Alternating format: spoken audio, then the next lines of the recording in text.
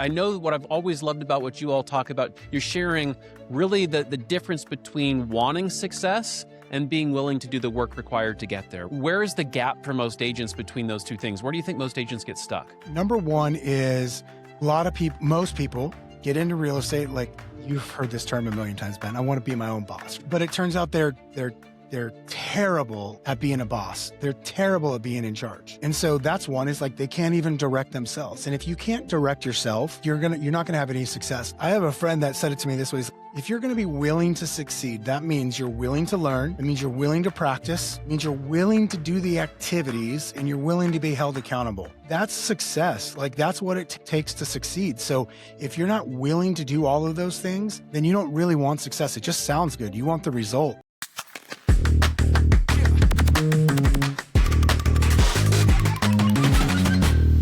Hey everyone, welcome to the Inside Real Estate Podcast. I'm Ben Fairfield, and as you know, each episode we feature top performers and forward thinkers sharing what's working right now in business, leadership, and growth. And today I'm so excited. We're joined by good friend Kevin Kauffman. Kevin is a longtime team owner, realtor, co-host of the Kevin and Fred podcast, and he's spent years talking about honestly what's working right now. He's making himself relatable, always has been, incredible person, wanting to pour into other people. Kevin, thanks so much for being on with us. Hey man, thanks for having me. I'm excited to be here. Awesome. Well, I want to jump right in because I know a lot of people know who you are. However, there may be some that don't. So let's go back before we go forward. So give us the 30-second elevator pitch. Like, what did I not hit? Who is Kevin? Oh man, that's you're asking a lot there, Ben. Yeah, so I try not to do public math, but so I'll just say this: I've got a business partner, Fred, as you well know. We started working together. I hadn't even been licensed a year yet. We started working together February of 08 and started working on building our real estate team back in the short sale days of 08, those fun times. And, through the last, however many years that is, 18 or so, it's been quite the ride. We at one point were really focused on just building our team here in Phoenix, centered around short sales. That expanded and changed over the years as we got into the expansion world, which is really when you and I really started connecting a whole lot more, because you were running an expansion business as well, covering multiple cities and states. And over the last, I don't know, 8 years or so, we've started peeling that back. We do still actually sell real estate, both in our home market, which is Phoenix, Arizona, as well as Denver, Colorado, where we've been since, I think, 2014 is when we expanded there. But those are the only markets. It's really the main focus is here in Phoenix, with some couple agents that we've been in business with now for like 10 years in Denver. And we still run a team, sell real estate. I'm focused quite a bit of my time and energy, work-wise anyways, on growing our EXP collaboration group that we call Next Level Agents.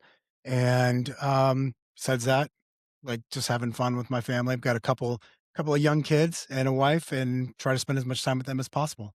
That's amazing. And we're going to talk more about all of these things because it's all pretty incredible how you pull all this off. I know a lot of people listening probably can listen to that list of things and go, man, this guy never is at home.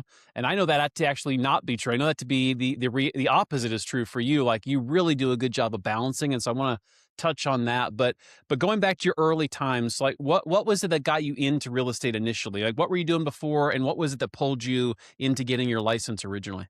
It's a good question. I think not knowing what I wanted, all I did know is I didn't want the path I was on, which was I was working for, at the time, GE had acquired the finance company that I worked for quite a while. And I was going back to school, kind of like doing the whole full-time student, full-time working thing as a working adult, adult college student.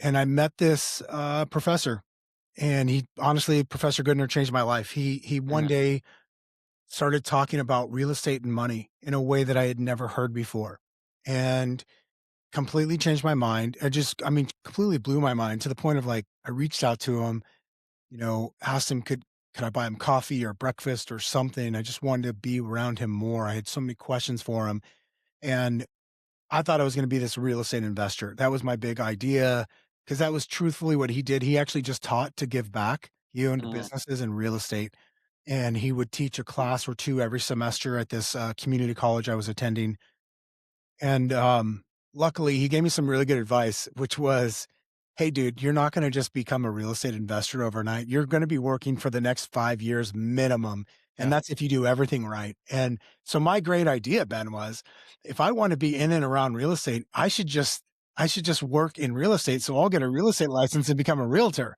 of No course. kidding. That was my big idea, and that's what Wow. that's what led me into real estate was I thought I wanted to be a real estate investor, and by the way, I do love real estate investments, it's part of my overall strategy. I'm not like this real estate maximalist, though, it's just part of what I do. Sure. But the great part was that did lead me into getting a real estate license, and luckily, I got some great mentorship very early on in my career that helped me to understand real estate sales itself was a business and didn't have to just be a sales job. Mm. Well, and I've not shared anything with you. You don't know what we're talking about, but it's a beautiful segue because that's really where I wanted to go next. So you get your license. It's pretty. I didn't even know. I've known you a long time. I didn't even know that story. So that's cool. So you get pulled in, being inspired by a professor. You get into real estate. You and Kevin are. That's again when I came to first know who you were. I didn't really know you then, but right, you definitely created. You saw opportunity in a short sale environment in the market we were in, and so you all decided to just specialize there. It wasn't that you weren't doing other stuff, but you realized big opportunity, not a lot of agents specializing in this yet, and you both ran full throttle into it. And it was pretty incredible to watch because that's where your group started. And you have, for those that don't know, you had something, a part of your brand that you were all known for. You want to talk about that really quick too? Yeah, flip-flops, and so the thing was is that we were doing short sales, and we actually started teaching classes right away. Like, I was teaching classes as a licensee of less than a year. I mean, quite literally, I got licensed, like, end of May, beginning of June of '07, and by March of '08, I was teaching short sale classes because Fred and I at that time had started working together, and we were getting so many people saying to us like, "Oh my god, how did you get this short sale approved? Nobody's ever done it. You should teach a class." Mm. And I went to a short sale class one day, and it was terrible, and so I decided, "Okay, we should be the ones teaching this." And we did, and, like, if you know us, like, we wear shorts and flip-flops, like, and I don't wear flip-flops anymore because 'cause I'm old and I have feet problems when I do. However, um, we were at an event in 2009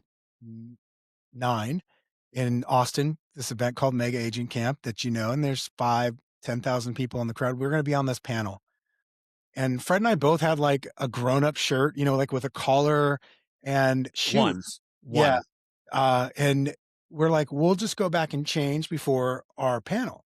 And then we're like, dude, of all the panels we've ever been on, it's always a table and there's a cloth, like, forget it. Let's just go up there in our shorts and flip-flops. No one's gonna see it." Well, they put us on stools on stage with cameras on our feet, like, it was and so we just decided from that point forward, we gotta really lean into it, and we had a logo made no kidding, we had a logo made the next week that had flip-flops inside of it, so that way we could just call it branding and get away with wearing flip-flops at all times. Brilliant. Yeah. I love that. But I remember, like, again, like, first couple things I want to pull up for people listening here. This is key. You said it. You were licensed less than a year and you were teaching classes. I think a lot of people wait until they get to some magical place where they feel like they've mastered something to be able to teach it. And the reality is, like, I know how many hundreds, if not thousands, of people went through your training and were learning through what you all were doing. They were helping people as a result. I mean, the ripple effect was real. And if you had bought into that lie that I have to wait to get ready to get ready to get ready to be worthy of teaching something, it's pretty impactful how many people would have had a different outcome potentially had you not just leaned in and done it. So that's the first thing. Like, don't wait for this magical mythical time where you're going to just be the expert in everything. Like, go teach what you know, and you did. So you get into that. I remember you guys were doing videos sitting on a couch. You were broadcasting like you didn't have the production equipment, you didn't have the production quality, but it didn't matter because you knew people needed to hear your message, and you all were really good at just getting that message out. And what I always remember, I was running an office at the time. You all never asked for anything.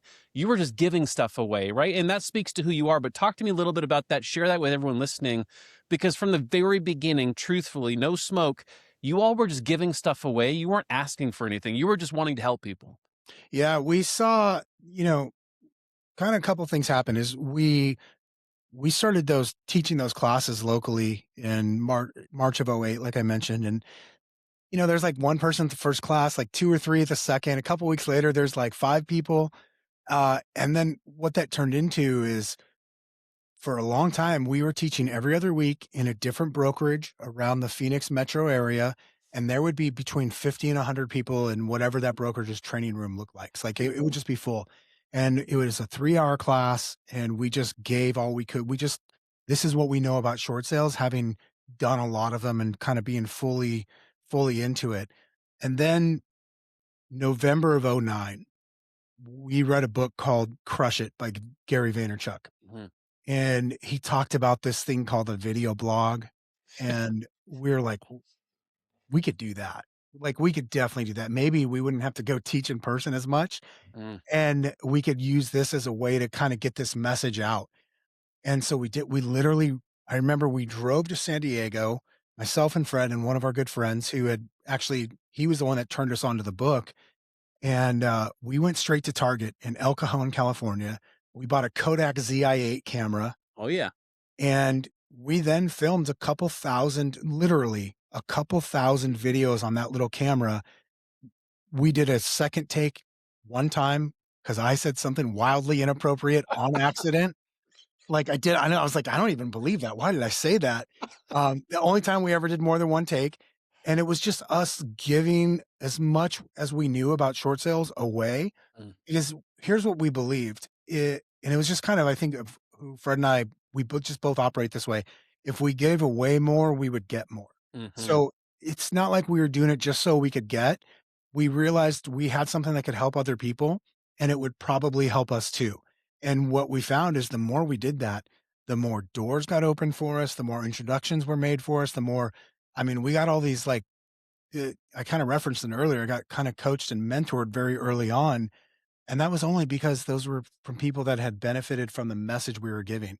Yeah. And it opened so many doors and helped create so many relationships for us. And I feel like it's one of my beliefs is like there's no such thing as a secret. There's nothing new under the sun. And so the more freely you give it away, the more freely it's going to come back to you in one way or another. Without question, right? It reminds me of that Zig quote that everybody loves, that Yeah. help enough other people get what they want, you always get what you want. And I watched you all live it out, which is one of the reasons I wanted you on here today, just because I genuinely think you all are you're both amazing individuals, you're amazing humans. But I thought that was interesting because, again, like you kind of touched on this, the industry has, unfortunately, a lot of people who play in this space of I've got to keep it secret, and I'm the first person that's ever thought about this, and surely if I tell anybody, they're going to run with it. Well, a couple of things: A, you're not that cool or special. Someone else has thought of it before, and you're only hurting yourself by not getting it out to a bunch of people. Because then I've watched your business trajectory over the years, and you all have built an amazing business, and it's built on relationships. If I'm looking back from the cheap seats outside, it seems like it all goes back to the mentality of you're wanting to help a ton of people. And to your point, reciprocity always says, great, then that's going to come back and pay me back in spades at some point in time. Yeah, that's a belief of ours, always has been from day one.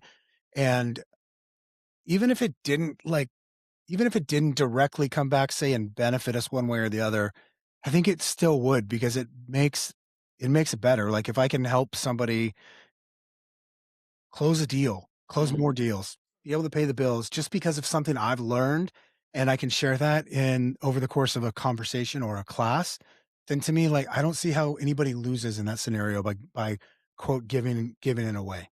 Absolutely. Yeah, it's definitely an abundance mindset, which is huge. So, okay, so you're selling real estate. Yeah, you and Fred are selling.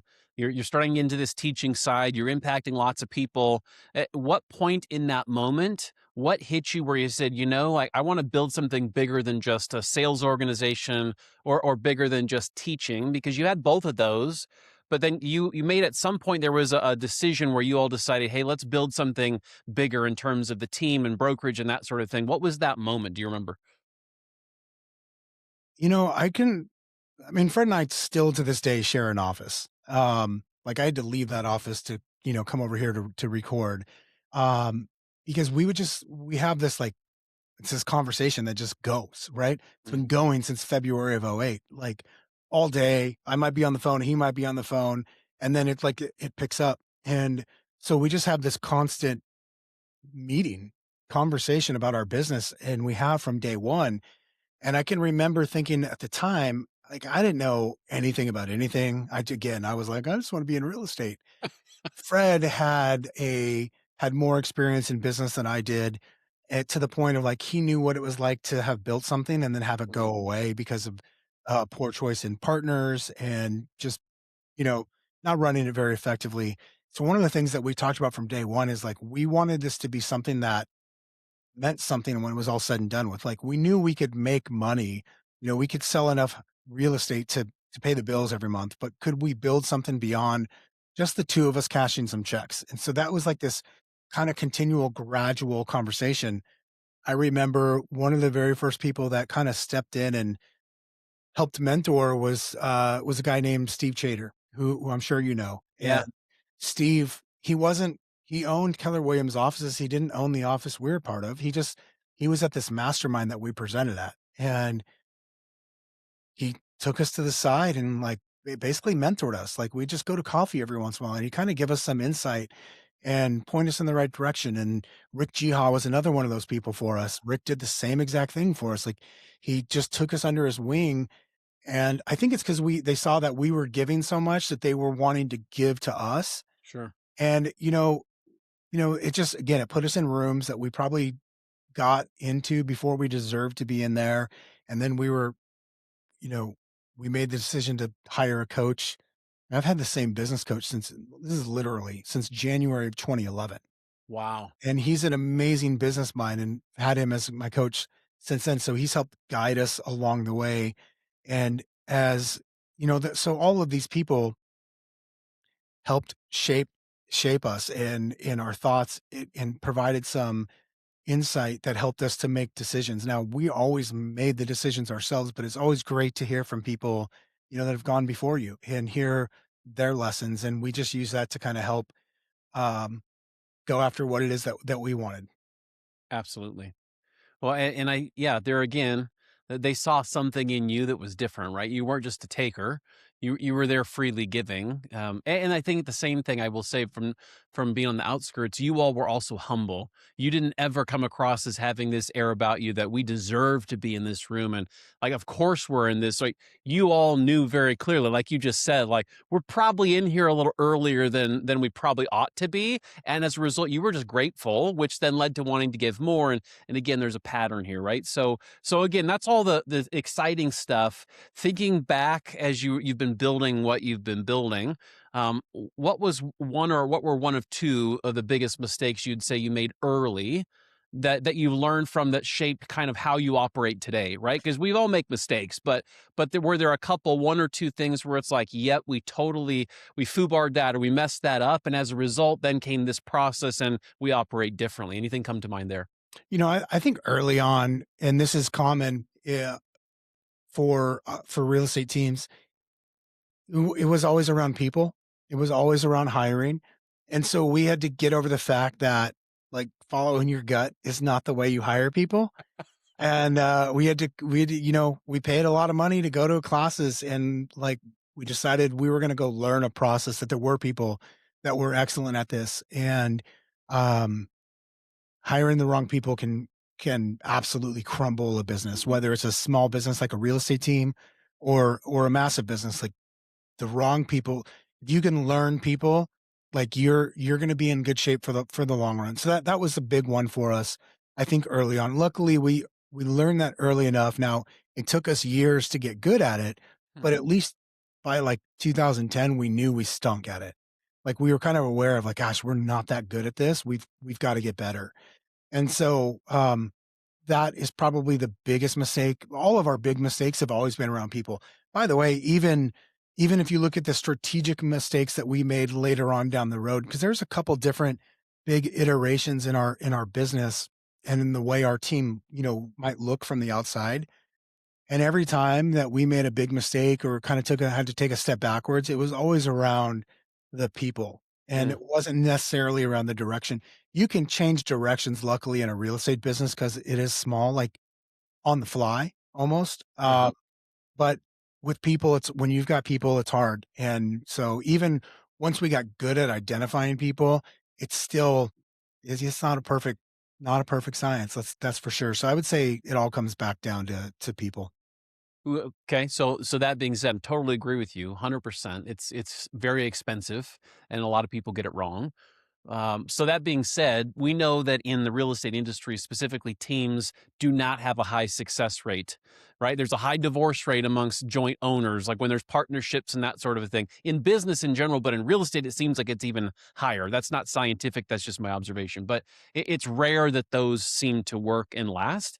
However, you and Fred have been together the entire time. Like you've never been on a separation break. Like you have never had separate offices. Like you all are in this. What would you attribute the secret to? Because I know a lot of people on the outside are probably really curious because you definitely are in rare air in the fact that you've been together this long as partners. I think there's a couple sides to it. I think there's a lot of luck involved, and then we've made some good decisions around what it's like. And so when I say luck, I think of the fact that our kids aren't that much different in age. Like Fred married his wife a couple months before my wife and I got married. So we're personally, we're at similar stages in life. And I Mm, think that helped a lot. We both had business situations prior to working together where we felt like we were the ones left holding the bag, so to speak. And we were the ones that sort of cleaned up after the others. And so coming into working together, we were both very guarded and we put up guardrails there to to protect ourselves. Um, and then I think we've just always talked again about what it is we want, and we've always been on the same page about directionally where we're going. And I think being able to have to communicate about that is big. And I think the other piece that uh, I don't want to offend anybody, but like the ego never got it's just never gotten in the way. mhm. We very rarely disagree on things, and when we do disagree, typically one of us feels stronger than the other, and so we'll just do what that person wants to do because the thing that we know is that if it doesn't work, we're just going to do something different. And I think that gives both of us like a security to be able to fall back on, like, it either works or it doesn't. And if it doesn't work, we'll do something different, in which case I don't care. Or it does work, in which case, awesome. Who cares that it wasn't my idea? Yeah. And so I think that like we've literally never once had an argument over money. They've never had an argument over like strategy, direction, which way do we go? Because again, if there is a disagreement in the decision, one of us usually feels stronger than the other. And so we just go with that. That's awesome. Yeah, and I think there again, a big key, the failure is not fatal or final, Yeah. but it paralyzes a lot of people. The fear of failure itself, right? So you just proper perspective, I guess I'd say. You see what it is. We can be agile. None of this is going to be unrecoverable. So let's just go trust our guts if somebody feels strong, and you do that dance well together. So then as we're fast forwarding, right? You made the move to EXP. You've built a big organization there. You continue to do your team, you all continue to do the podcast. Like everything is growing, and you're continuing all these things, which seemingly from the outside look like you're balancing a lot of spinning plates. But you all seem to make it work really, really well. So talk to me. How do you balance all of this? Because you're getting asked a lot from a lot of people to help and be on things and help and speak into people and pour into people. How do you personally balance and prioritize with family and all the business needs and demands? What does that look like for you?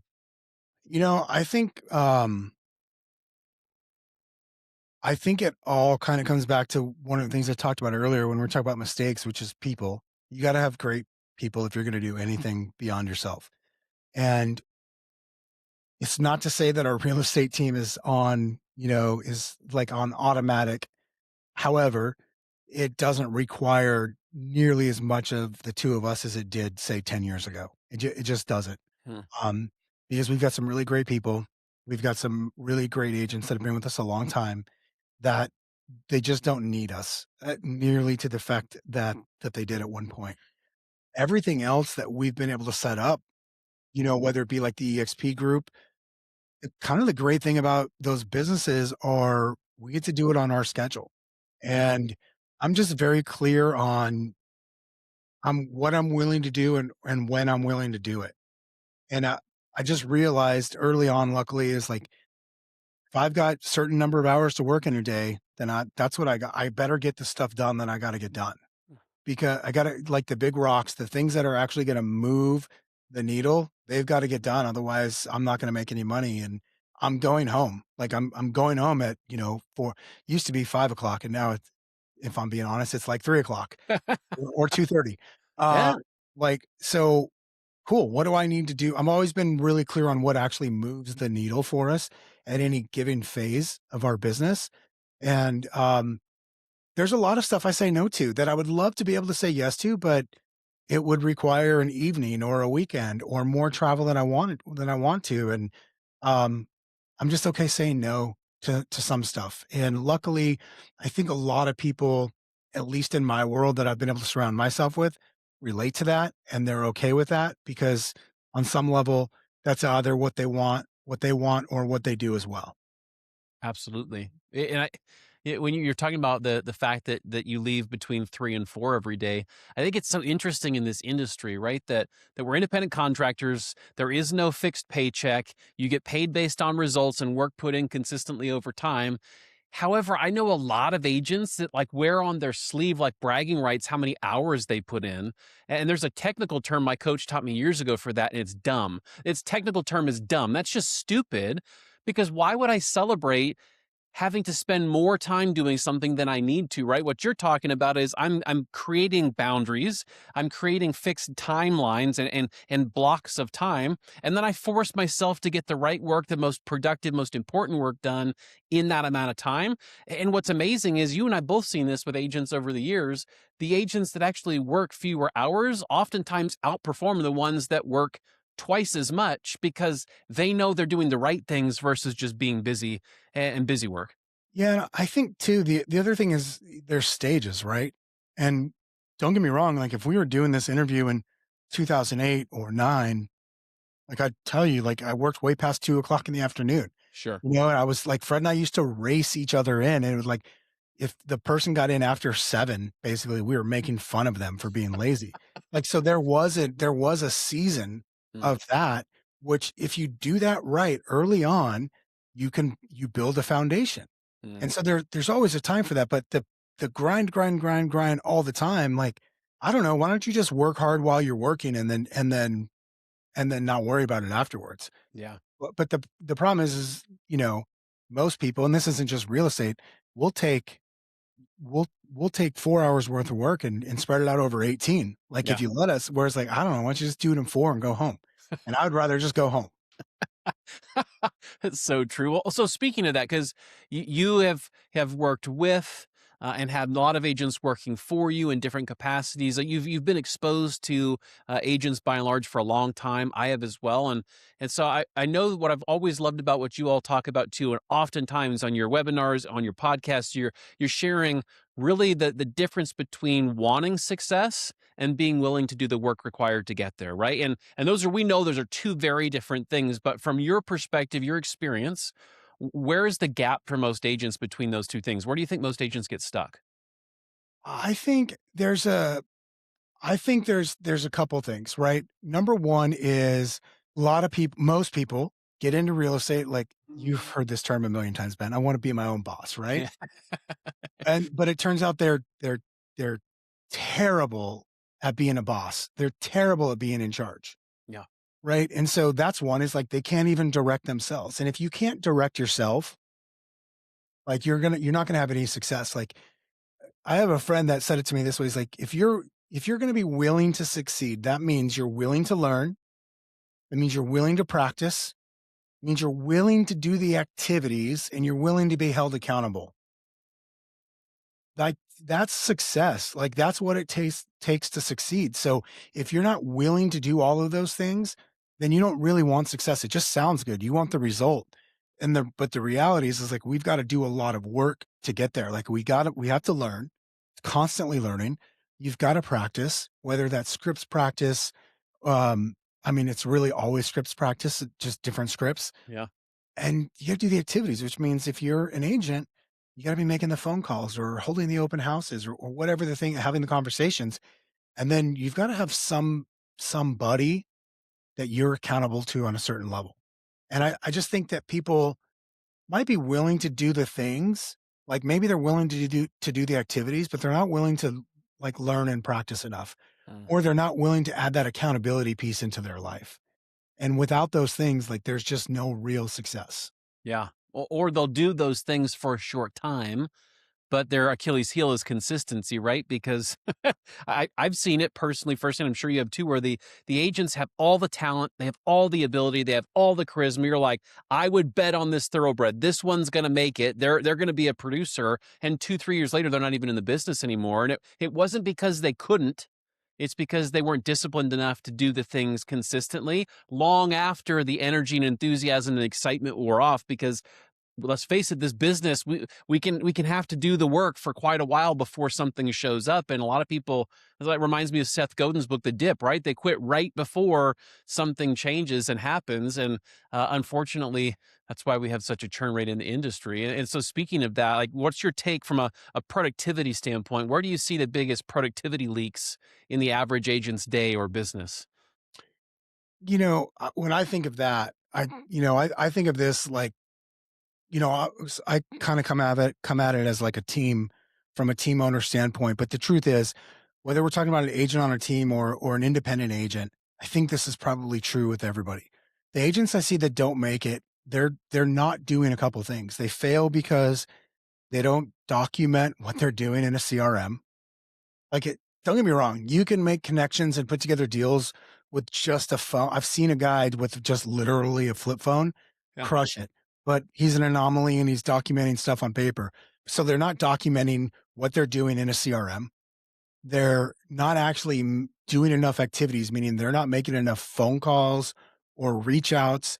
They're not going deep into whatever the contacts are that they have, whether it's internet leads, past clients, sphere of influence. Like they're literally just not doing enough.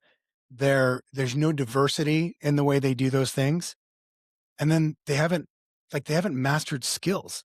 So like maybe they're willing to get on the phone and make a lot of phone calls, which is great, but it's like they're wasting their time because they don't know how to get past the simplest of objections, Mm. right? So they can get people to like them, they can get to talk to them, but then they can't get past an objection. And it's like, that's awesome that you made 5,000 dials this month. Great. And you talked to, a couple hundred people, but like, did any of them schedule an appointment with you? And then if they did they actually show up to the appointment? Like, did you take the time to get really good at your craft to make sure that if you're going to make a lot of phone calls, you're going to end up setting a lot of appointments and signing a lot of potential clients? And I think that agents, there are almost all of their problems in a sales business lead back to one of those four things. I love that. All right. So let's build on that. Speaking of that, like here's a question for you. So typical agent, you've got some, and I just had the conversation on a different call this morning, right? I firmly believe, like every other year, but especially right now, 2026, this year, for some agents will be their best year they've ever had. And for other agents, it will be the year that takes them out of the business. Yep. What do you see from a habits standpoint that separates those two? Because same market, same opportunity, two very different realized outcomes. What do you think the difference is? Yeah, and dude, I saw this in 25 because I get the opportunity to talk to a lot of different agents from different brokerages from different parts of the country, and the overwhelming theme that jumped out at me was 25 was a lot of people's best year and a lot of people's worst year. Mhm. And I think you're right about 26 as well, being effectively kind of that same theme. And the difference is a couple of things. Number one is like mindset. Like you can sit around and think things suck. And if you do think things suck, guess what they do? Like if you think the rates or whatever, like rates that the rate excuse is starting to go away a little bit. Yep. However, it would be really easy to blame things on the rates or blame things on political reasons or just blame things, just all these external factors, right? So the people that are having a hard time and possibly leaving the industry, as you indicated, like I think they tend to blame stuff on on external things rather than going, "Cool, if this is what the market is, what needs to be true of me?" Mm. Meaning, okay, cool. Now I know that instead of talking to 20 people to get a contract, I actually got to talk to 33 people. Well, if I'm going to talk to 33 people, that means I probably got to dial an extra 300 people a week, or I've got to do an extra, 2 open houses a week or an extra 5 a month or whatever those metrics are. Maybe it's just even knowing that there are metrics. That's probably a good sign, That's a good uh, place to start. Yeah. right? I was on a call this morning with a bunch of our agents and, um, we were talking about like, "Hey, just let's go look at your last 5 deals and see where they came from."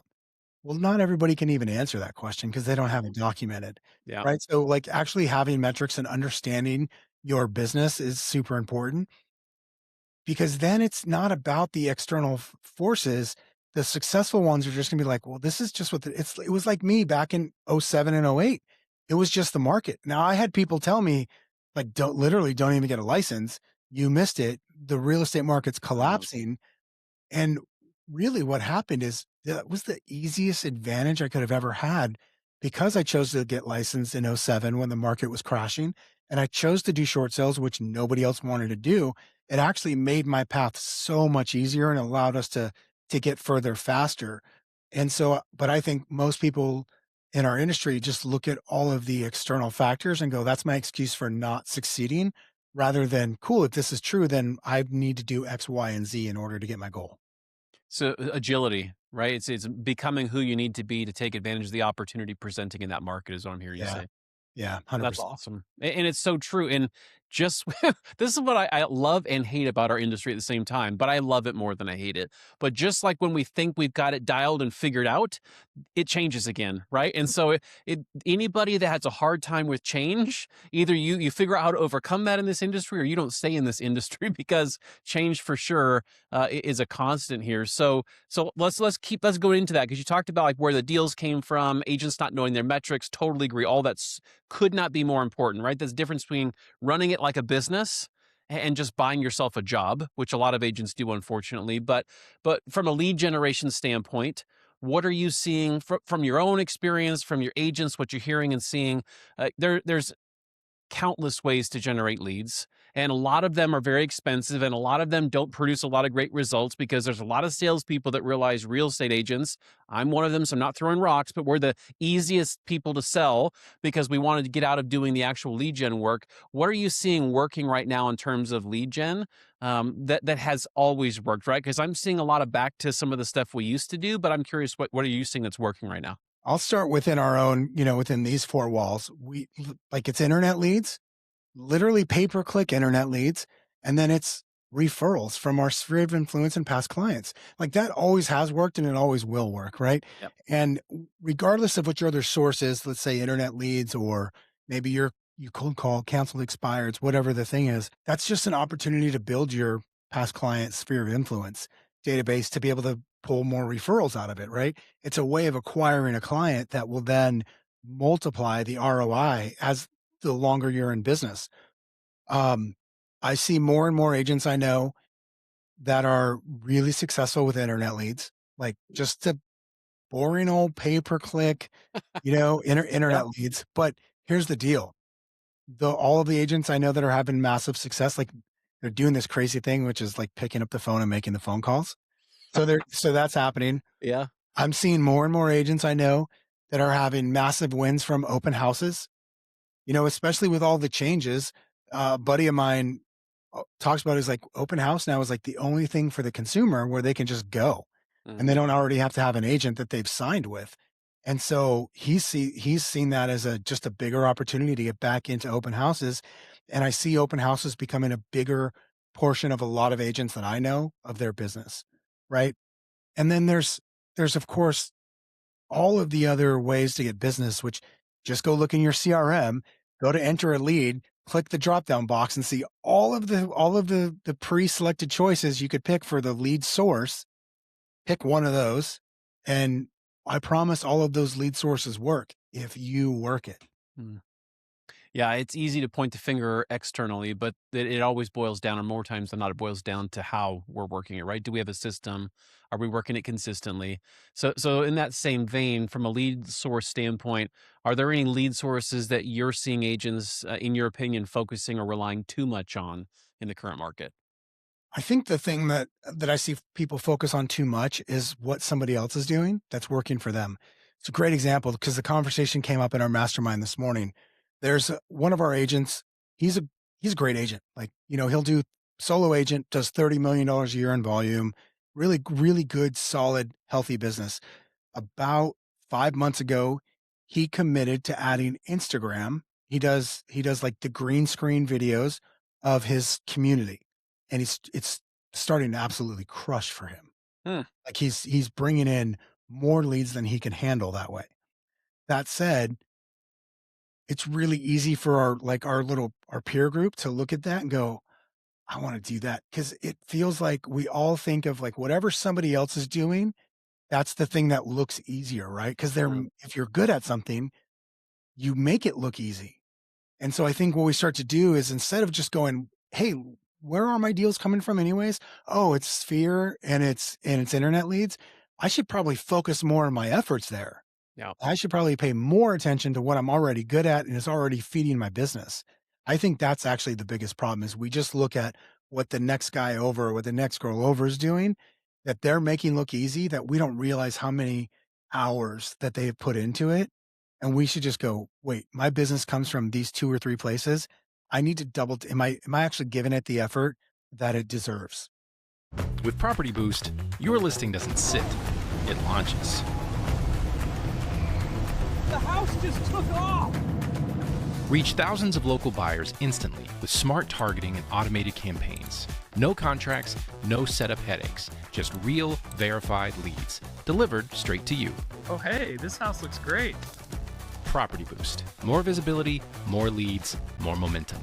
Try it today in the Bold Trail Marketplace. Yeah, and that's so I did a coaching call last week with a room full of agents. It's one of the I got asked. It was a Q&A at the end, but I got asked what would be one thing that you would do. And I'm going to ask you the same question, so I'm buying you some time. But I got asked, what would you do right now if you were here coaching us? And I told them, if it was me, I'd do an audit of where my business came from, right? And then and this is the one thing. It's one thing to do the audit. The second part of it, though, the bookend is then adjust your resources to match that, right? Because I can know where they're coming from, but I've seen so many agents do the audit and they're like, yep, that makes sense. They leave their spend, time and money the exact same as it was. And then they wonder why they're not seeing an increase in business, right? So where are the leads coming from? Kill what isn't working, shift resources and double down on what is, and then just work it consistently. So that was my answer. What would you answer that group of agents? Yeah, I don't have too much of a different answer. Like, start with the audit. That starts with just getting real with yourself. Like, you just have to be honest. It's a look in the mirror. Where is my business coming from? Now, I'm assuming that you have business, right? Like, you've got at least something that's sustaining you in this industry.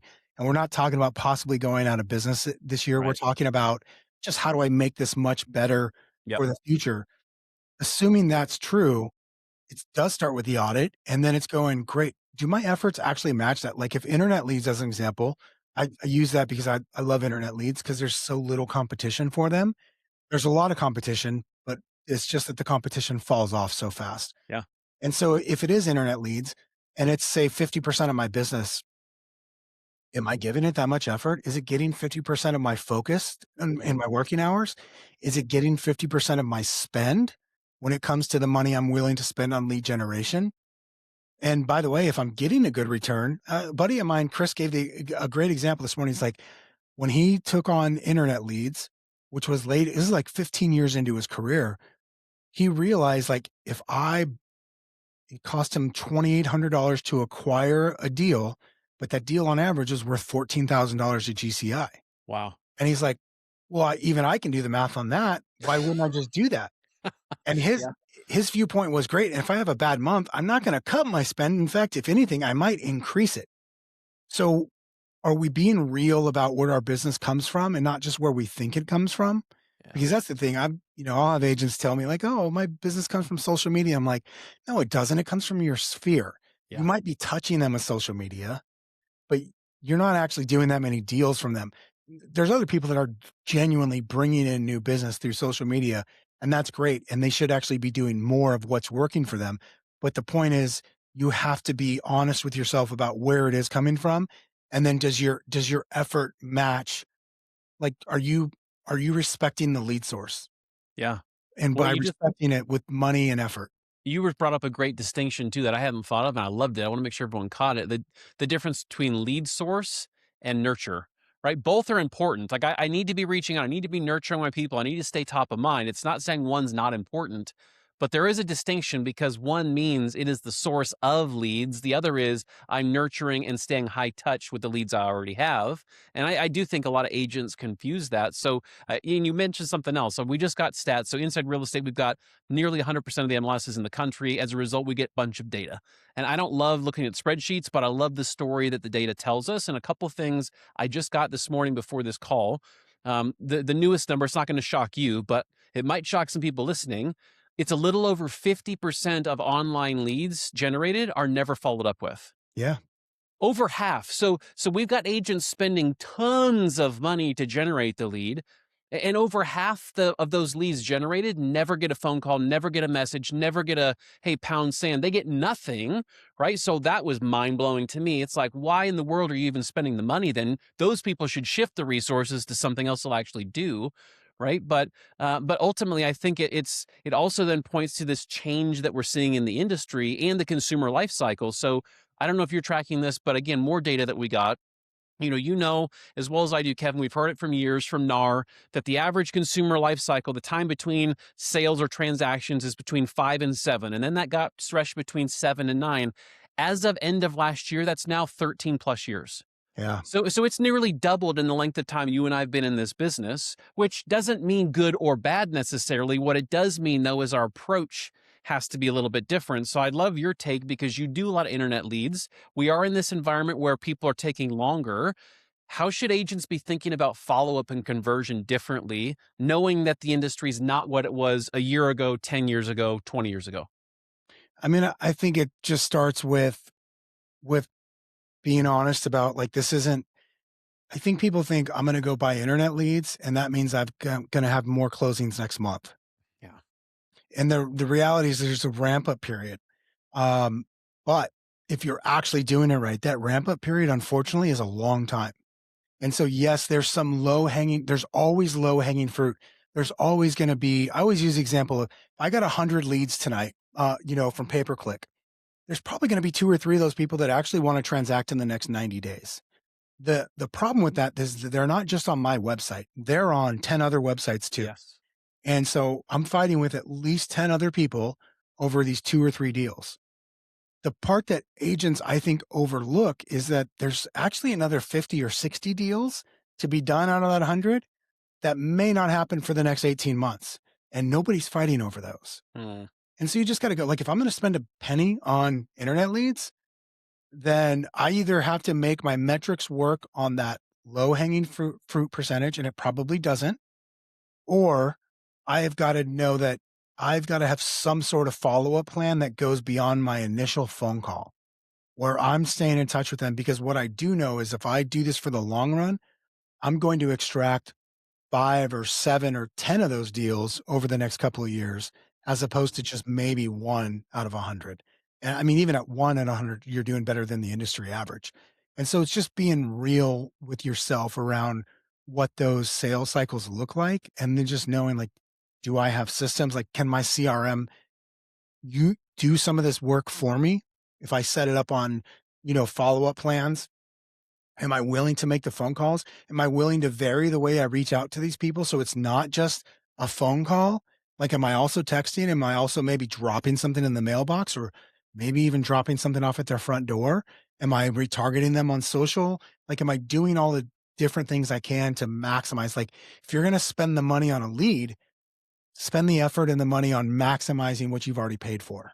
Yeah, it's looking for that ROI, right? And understanding it's a long play. It's having proper proper expectations from the beginning. I think that's awesome and it's key. So I wanted to ask you just a few questions around team because you and I both know at some point in time, every agent that's in this business, whether it's the itch they get themselves or an itch they borrow from somebody else that says, you should start a team because then you never have to work again and it will be easy. At what point do you think, based on your experience, knowledge, building lots of teams, when should an agent consider building a team and maybe what would be signs maybe they individually shouldn't? Well, I think the when starts with like, why do they want a team? But that's a real question, though. It's not just because my buddy Ben has a team and he said I should do it. It's what do I want out of a team? Why would I do that? Do I just want to make money from other people's efforts? Do I want to make more money? Because doesn't actually happen that way at first. Um, do I ultimately want more time? Like I want to get it, like for Fred and I, it was like we wanted out of the transaction. I literally, it was a line in the sand moment for me. It was like, I don't want my income to depend upon me sitting in living rooms taking listings. Mhm. Therefore, we got to build a team. And and so first you start with why.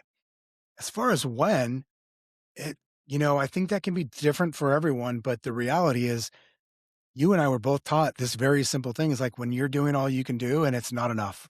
You Yeah, can't keep up with it.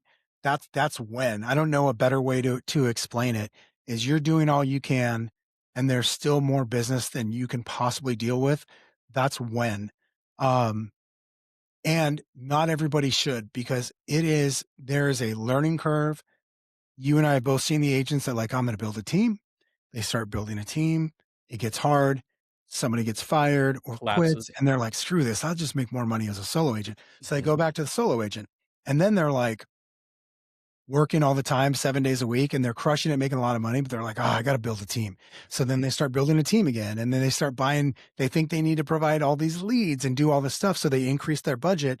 And then it's like, you know, how the story goes. Like it's just, and they're like, oh, having a team sucks. I would just make more money if I was a solo agent. So they go back to it. So the thing is, like, if you're not willing to live through that and get punched in the face, but metaphorically speaking, Yeah, like don't do it. Literally don't do it because you're just going to end up in the cycle, which I see so many agents who poo-poo teams, and there's other people that are like, teams are the greatest thing, and it's like, yeah, maybe not. Like it's different for everyone.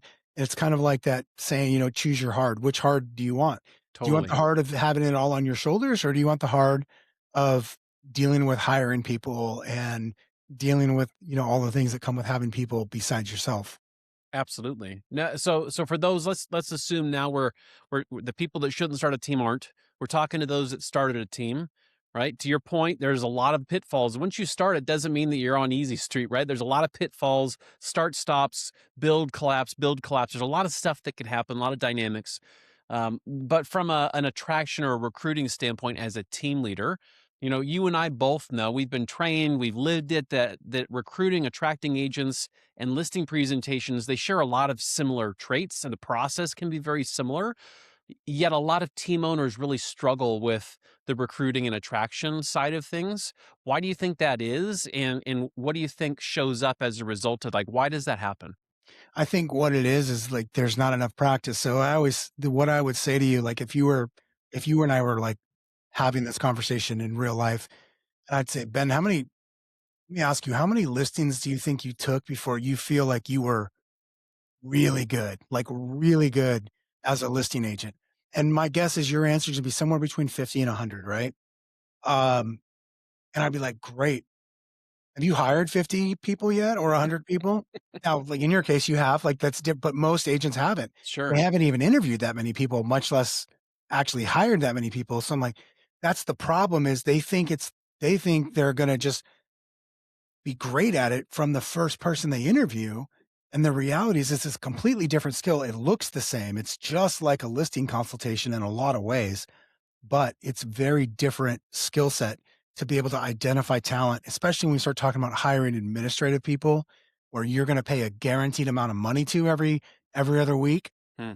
And then hiring them is completely different than hiring agents.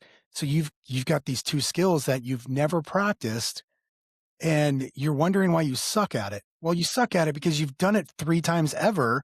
Yeah. And yes, you are really good at listings because you've taken 300 listings in the last 5 years, but you've hired 2 people and you hired losers both times. And then if you did get lucky and hire somebody good, you sucked at leading them because you didn't spend any time figuring out how to train and lead people.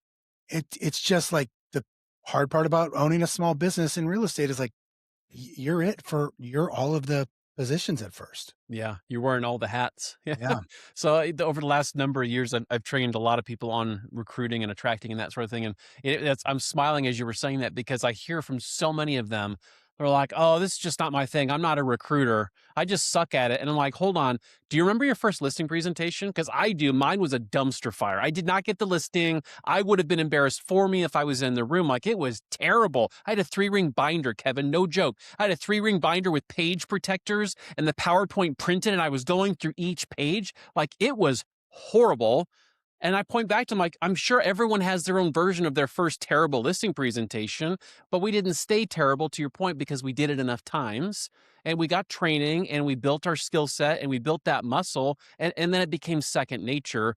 To your point, I think it's a great answer to that. I think I dead on agree because they just haven't done enough of it, but not a lot of people are committed to going through that growth process, unfortunately.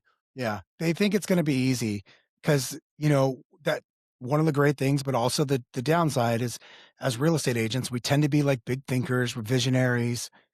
And I heard it said this way one time, don't confuse a clear view for a short distance.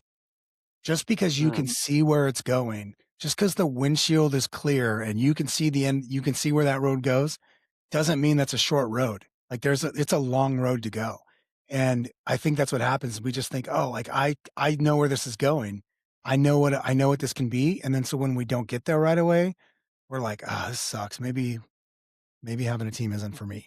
Yeah, we get discouraged. And I think a lot of people hire, recruit, attract, whatever you want to call it, but they go through that motion as like a pressure relief. They're experiencing pain. They're looking for a quick response. They're looking to get rid of the pain, and they think it's going to be an immediate thing. And to your point, it's not. So, all right. So I want to then transition really quickly, just a few thoughts, because you have an awesome podcast. Um, you decided to get, after all this, you didn't have enough going on. So you decided, you know what? I've got an extra few minutes every day. We're going to do a podcast, which you did. It's fantastic. If people aren't listening to it, they should. But you've definitely very strategically, very purposely worked that into your content creation. It's strategic as a part of building all of your businesses, right? It's not just a hobby. There's a method to the madness. What advice would you give somebody, an agent out there, whether it's a podcast or social media presence or whatever, but what advice would you give for someone who wants to build a voice online, but they don't know where to start? Kind of like, I would say go back to like just the same approach I would take with, say, like deciding to buy internet leads, which is why am I doing it? Like, what's the purpose of it? How long am I willing to do this without seeing a return? Is the desired return for what the return that I'm looking for? Are there other people that are doing this that are getting that return? Could I copy them? Could I learn from them? And then am I willing to be consistent for however long it takes? Because again, everything looks easier when it's being done by somebody who's good. Like if somebody's good at a podcast or good at social media, Instagram or YouTube or whatever, it's because they've put in the time. And so am I willing to put in that same time so that I can get good at it too? Because the results aren't going to just show up. No, but I want to encourage everyone too, because again, everything you're saying, dead on. You got to put in the time. It's the reps, right? We got to build that muscle memory. We got to develop that skill. So you start. I want to just like really where we are. Go all the way back to the beginning of our conversation. You got in because the professor inspired you to get into real estate. Then you wear flip flops on a stage. Fast forward, you have all these businesses. You have a podcast, and you were talking about a book Gary V wrote. Right. And you talked about Crush It, and you talked about how influential that was. Did you have a special podcast guest? As this all comes full circle that you interacted with on a podcast, maybe that wrote that book? Yeah, Gary was on. He's been on the podcast twice, actually. So like, let's just briefly here. How in the world does that? I just want everyone to see. It started out with flip flops on a stage, and through tons of hard work, dedication, consistency, ends with you not only get to have him on one time, but two times you have Gary Vee on your podcast, which, if anybody's checked, that's kind of hard to do. Tell me about how the heck that happened. I mean, like everything else, a little bit of luck, a little bit of persistence. And when I got my shot, when I got the first interview, he enjoyed the conversation and he actually offered the second one. Wow. And so I was persistent. I was already doing it. I mean, I was already a few hundred episodes in, but Gary's not even the biggest guest I've had on. Like to me, at least like I don't know, he might be one of the biggest names, but like I've had guys on that have sold 4 or 5 million copies of their books. I've had a guy on that literally is the founder of the Princeton Review and is like a personal friend of Warren Buffett. The guy advises hedge fund managers for a living. I mean, I've had some super interesting people on. I've had people on my show that were on Tim Ferriss's show or Joe Rogan's show, partially because I'm really good at I'm just persistent and I'll reach out to somebody. I have this weird thing about me where like, if I decide I like you and I want to make you my friend, I'm going to reach out and make you my friend, whether you want to or not. Right. And then, but when I get my shot, I'm ready for it. And so like with Gary, I got my shot and he enjoyed the conversation and he was like, dude, I got to go. But he literally said, I'm enjoying the bleep out of this. If you want to do a part 2, just email my team back and let's set up a part 2. And so we did. Wow.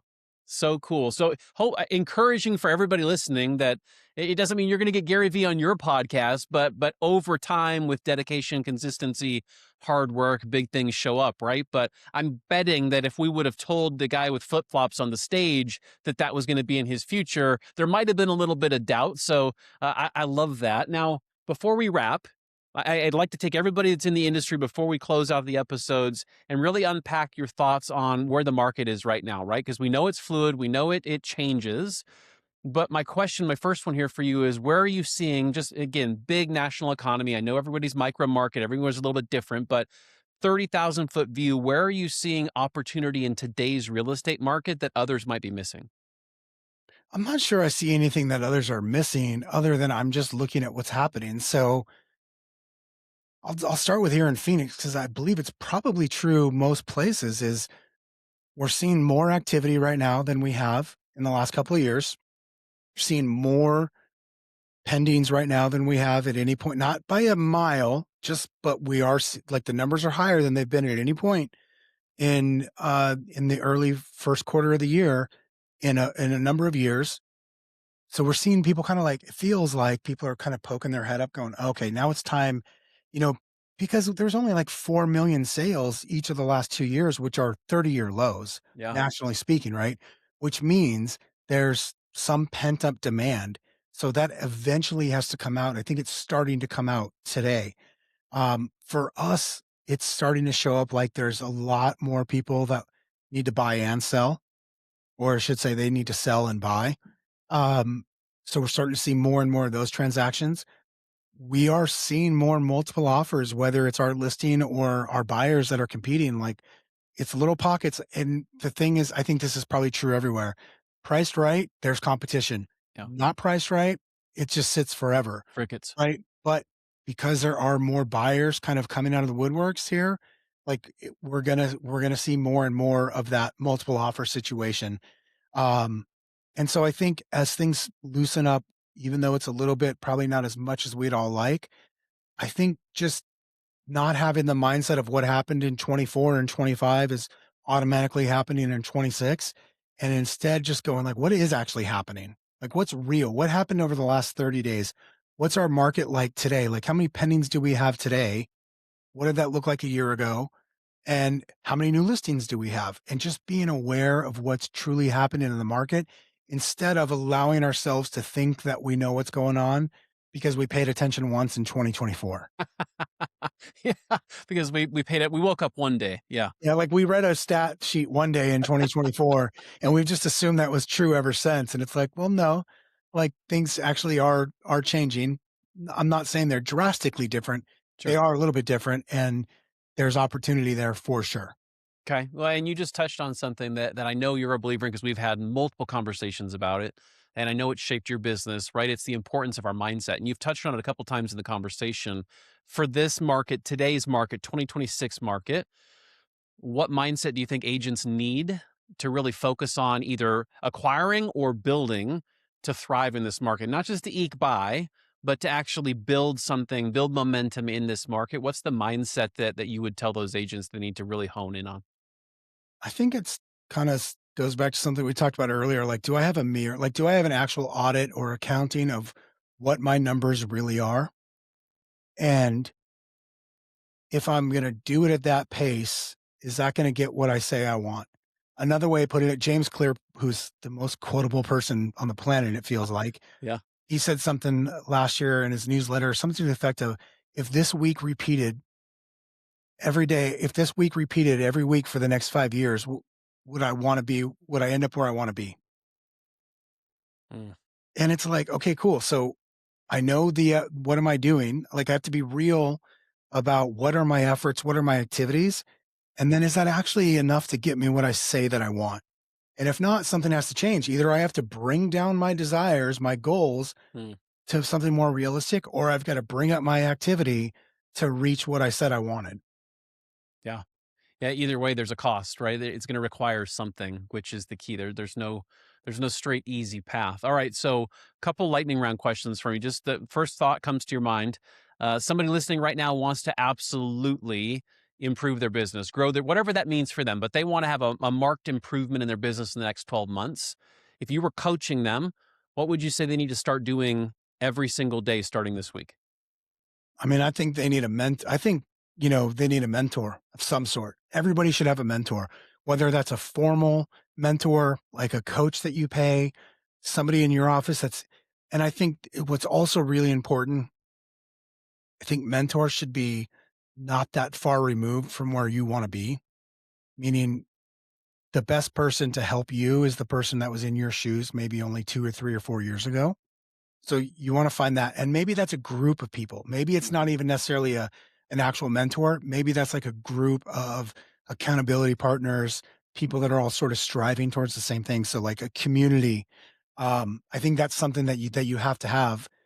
You got to be willing to, whether that's a coach, mentor, group of people, be honest with those people, be willing to share what you're doing and take the feedback. Going back to that, are you willing to succeed thing? That big last one, the fourth one is, are you willing to be accountable? And I think you got to be accountable. Okay, so love that. Building on that right now, what's a fundamental belief you have about success in this industry in real estate that some other people may disagree with?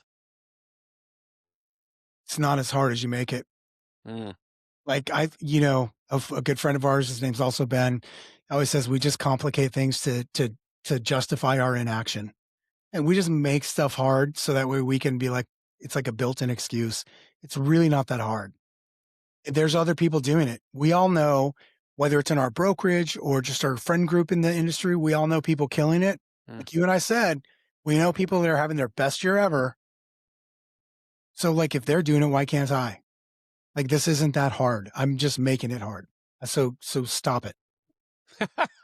Reminds me of the Bob Newhart Mad TV Exactly. That's sketch. exactly who I was quoting. It's Bob Newhart. If you all haven't seen that, YouTube Bob Newhart, stop it on YouTube. You'll thank us later. All right, It's the so best clip. Yeah. it's so good.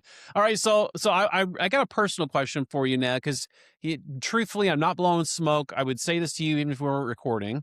Watching your journey, you all have accomplished really remarkable things, and I don't say that to make your head get big. I'm not saying that to stroke an ego, but genuinely speaking, like you all have accomplished more already than most people do, in their entire lifetimes or careers from a professional standpoint.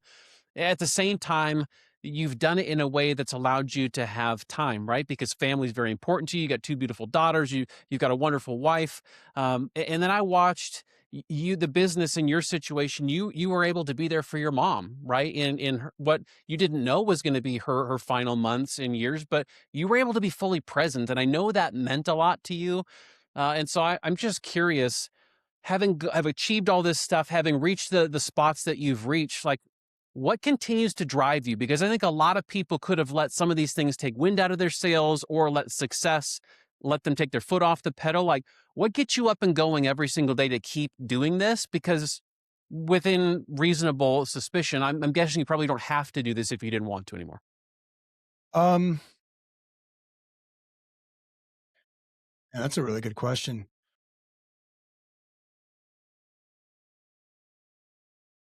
I the thing is, I like to joke around, and I'm not really joking that much. I mean it. I'm either lazy but ambitious, or I'm ambitious but lazy, and it's that ambition key that I think helps me want more, not necessarily for the sake of having more, but for the sake of like, am I getting enough out of life, out of myself? Um, can I provide enough for my family or my friends, or whatever that looks like? That's something that truly, truly drives me. Man,